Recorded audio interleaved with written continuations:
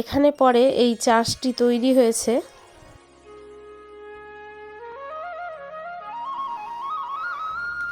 তো চলো বন্ধুরা, তোমাদের আজকে এই ক্যাথলিক চার্চের চারপাশটা ঘুরে দেখাই।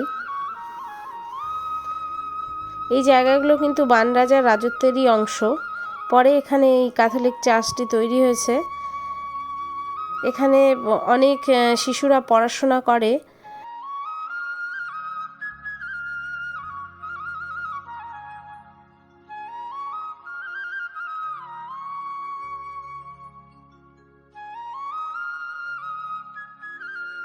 তো চলো, ক্যাথলিক চার্চের এরিয়া থেকে বেরিয়ে যাব। এখন যাব তোমাদের সেই 4টি কলা গাছ দেখাতে।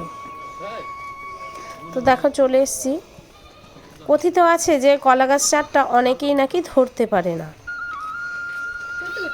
এই 4টে কলা গাছের এখানেই বান রাজার বিয়ে হয়েছিল। পরবর্তীতে এগুলো স্তম্ভ আকারে পরিণত হয়েছে। যাই হোক, এটা একটা গল্পের মতো প্রচারিত আছে। আমরা তো কেউ তখন ছিলাম না, যে বাস্তবিকতা কতটা সেটা ঠিক বলতে পারবো না। তবে জানা গেছে এটা 4টা কলা গাছ ছিল, পরে স্তম্ভে পরিণত হয়েছে। তো এই কলা গাছ 4টেকে অনেকে হয়তো 3টে ধরে, 2টো ধরে, 4টে কেউ ধরতে পারে না। আমি তো একটাও ধরতে পারছি না।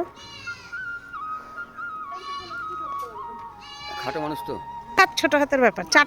তো আমার বরকে ধরতে বললাম। দেখো, ও তো লম্বা মানুষ, হয়তো 4টাই ধরে ফেলবে। তো দেখো, 4টা গাছই ধরে ফেললো। তুমি তো ভাগ্যবান। তো দেখো, এখানে আশেপাশে যে পরিবেশগুলো, সব খ্রিস্টানরাই এখানে বসবাস করে।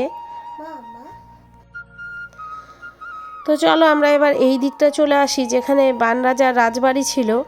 তো বর্তমানে তো তেমন কিছুই নেই। এই যে উঁচু উঁচু ঢিপিগুলো দেখছো, জানা যায় যে এখানে এগুলো ধ্বংসাবশেষ নিচে চলে গেছে, যার জন্য ওপরে এগুলো উঁচু হয়ে গেছে। আর দেখো, এখানে কিছু রাজ পরিবারের রাজবাড়ির কিছু ধ্বংসাবশেষই বলা চলে, যা এখনও রয়ে গেছে।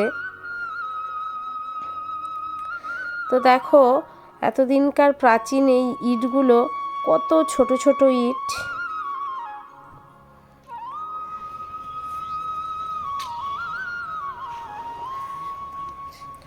দেখো ইটগুলো কত ছোট ছোট, আর তখনকার এই পাথরগুলোও কত ছোট ছোট।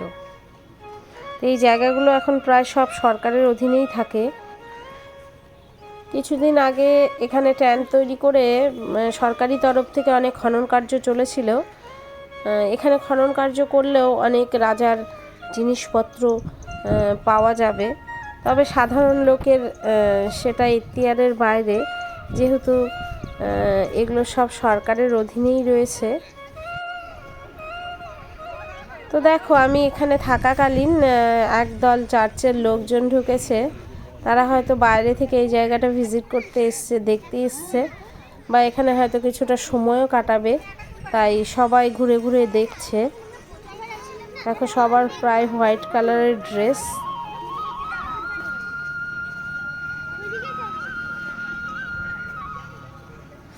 এখানে বান রাজার অনেক সুড়ঙ্গ পথ আছে, যেটা ডাইরেক্ট এখান থেকে সুড়ঙ্গ পথে সেই তপন দিঘিতে স্নান করতে যেত। এখানে 2টো দিঘিও রয়েছে। আমি পরবর্তী ভ্লগে এগুলো তোমাদের সাথে সব দেখাবো। আজকে সুড়ঙ্গটা আমি দেখাতে পারলাম না। তো চলো, আরেক দিন অবশ্যই তোমাদের সাথে শেয়ার করব।